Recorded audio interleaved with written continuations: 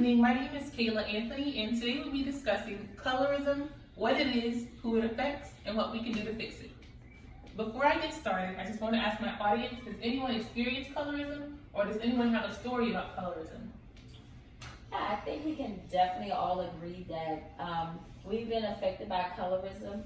I know from a personal experience, my grandmother being of a darker complexion than I was, that she would coach me through going into Montgomery wards. I remember getting lost in the store and people didn't even think that we were related because of her dark complexion and my light complexion. Certain areas we weren't accepted, and here in Louisiana, I feel like colorism is real and we still experience it today. Well, that's a perfect example. I have also experienced colorism. From the time that I was in kindergarten up until high school, I was made fun of and teased and told I was ugly all the time for having darker skin.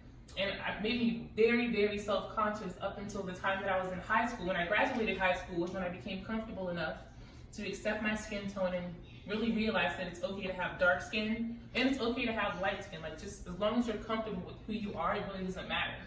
And even growing up, my grandparents also, like almost all the time, treated my light-skinned cousins better than they treated me and my brother because we have darker skin. It never really affected me at the time, but now that I'm older and I think about it, it was definitely colorism.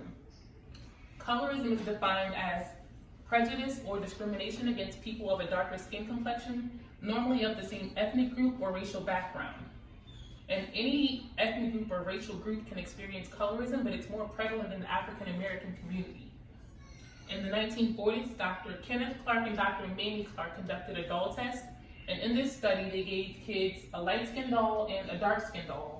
And they asked the kids which doll was prettier, which doll had better hair, and which doll was nicer.